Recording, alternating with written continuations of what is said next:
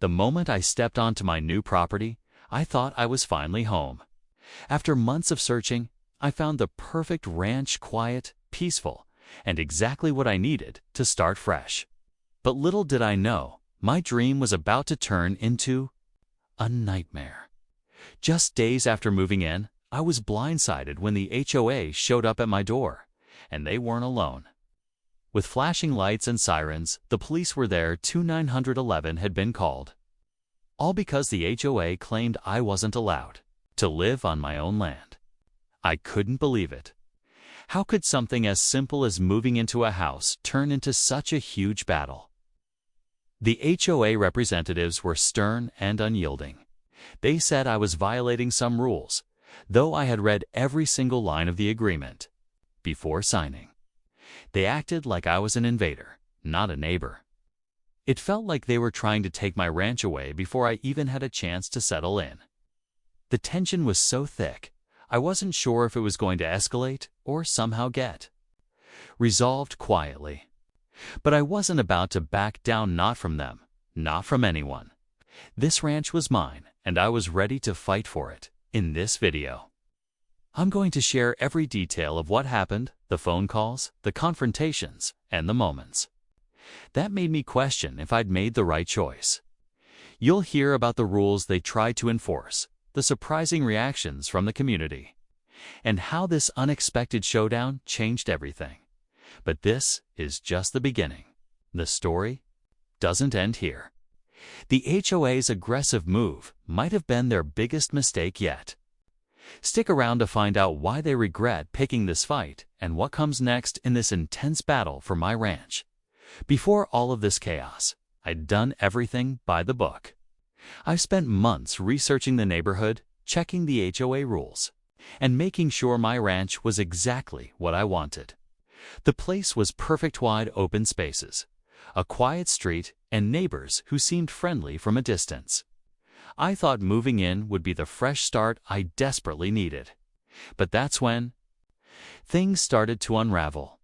The HOA had a reputation for being strict, but I never expected them to come knocking with the police on day one. They claimed I was in violation of some obscure rule about property use. Something about unauthorized agricultural activities or improper fencing, though nothing like that had been clearly explained when I signed the contract. I was confused and frustrated because, from my perspective, I was following every guideline. But the HOA's version of the rules felt like a moving target, something they twisted to suit their own agenda. What made it worse was the way the HOA board members spoke to me, cold and accusing, like I was the enemy. They acted like I didn't belong there at all, and the police stood silently by as if backing their every word. I remember feeling small, helpless, and angry all at once. This wasn't just about a fence or some gardening issue which felt personal, like they wanted to push me out, no matter what it took. I started digging deeper, talking to neighbors, trying to understand what was really going on. That's when I learned this wasn't the first time the HOA had clashed with someone new. Rumors floated about past residents who had left under strange circumstances, and whispers about power struggles behind the scenes. It was clear this fight wasn't just about rules, it was about control. And just when I thought I could handle it all, things took an even stranger turn. But I'll save that for the next part, because you won't believe what happened after that first confrontation. Trust me, the HOA regrets picking this fight more than I ever could. After that first intense visit from the HOA and police, things only got more complicated. I tried reaching out to the HOA board to clear the air, hoping for some sort of understanding or compromise. But every email and phone call felt like hitting a brick wall. They either ignored me or responded with vague threats about fines and legal action. It was like they wanted to wear me down, hoping I'd give up and leave on my own. Meanwhile, I started talking more to the neighbors. Some of them were sympathetic and warned me to be careful. They shared stories about past residents who had fought back and faced months of harassment, mysterious inspections, sudden rule changes, and even baseless complaints filed against them. Others seemed hesitant, clearly afraid to get involved. It was as if the HOA controlled not just the neighborhood rules, but also the vibe among the community, keeping everyone on edge. One neighbor, an older gentleman who'd lived there for decades, hinted at some kind of behind-the-scenes power struggle.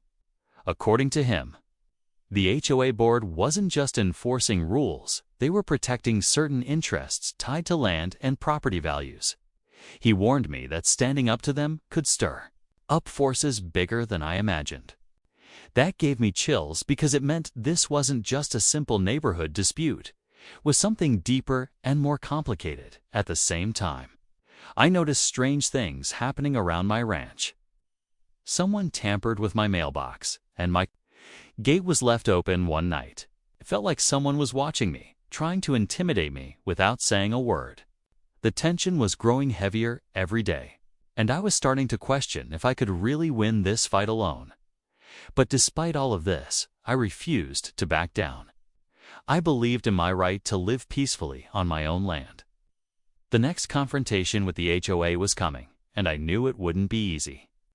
What they didn't realize was that I was ready for whatever they threw at me. And soon, things were about to get a lot more intense.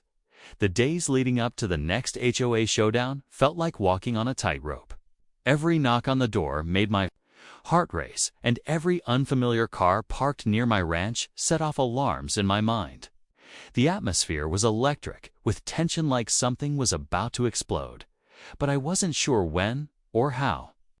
I kept wondering if this fight was going to spiral out of control, or if there was still a chance to find some peace. The HOA sent another letter, this time more aggressive, accusing me of multiple violations and demanding immediate compliance. But their demands didn't make sense to me. I double-checked every rule, every clause in my contract. Nothing justified their sudden crackdown. It felt like they were searching for any excuse to punish me. I even caught myself wondering if there was some personal grudge behind all of this. Maybe someone on the board didn't want me there at the same time. My neighbors were watching closely, some quietly rooting for me, while others kept their distance. I could feel the eyes of the community weighing on me. The unspoken question: would I stand my ground or be forced out? The pressure was intense, but I was determined to prove this ranch was mine no matter what. One night, as the sun was setting, I heard voices near the edge of my property. Shadows moved in the fading light, and I realized the HOA was there again, this time with a bigger group, including some kind of enforcement officers. They claimed they were there to inspect the property, but the way they carried themselves felt more like a raid than a routine check. I stood at the front porch, heart pounding, ready for whatever was coming next. This wasn't just about fences or rules anymore. It was a battle over ownership, respect, and standing up for what's right. The next few hours would change everything, and neither side was willing to back down. What happened next? You won't believe how this intense fight unfolded on. Why the HOA regrets ever stepping onto my ranch in the first place, just when I thought things couldn't get any more intense. A shocking twist turned the whole situation upside down. As the HOA and their so-called enforcement team prowled around my property that evening, I noticed something strange. One of the officers was acting off. He seemed hesitant, almost uncomfortable, as if he wasn't fully on board with what was happening. I caught him glancing my way, and when our eyes met, there was a flicker of something unspoken. It was like he wanted to say something but was holding back. Later that night, after they left, I received an anonymous message slipped under my door. It was a simple note, but it changed everything. They're not just enforcing rules. There's more behind this fight than you know. Trust no one on that board. Suddenly, the HOA's aggressive tactics didn't feel like just about property regulations anymore. There was something darker lurking beneath the surface. I started digging deeper and uncovered whispers of hidden agendas tied to the HOA board members. Rumors about secret deals, land grabs, and personal vendettas that went way beyond neighborhood guidelines. Some of them stood to gain if I was forced off my ranch maybe by reselling my land or controlling the area in a way that benefited them financially. The whole picture was murkier than I had imagined, and the stakes were much higher. To make matters worse, that officer, I noticed.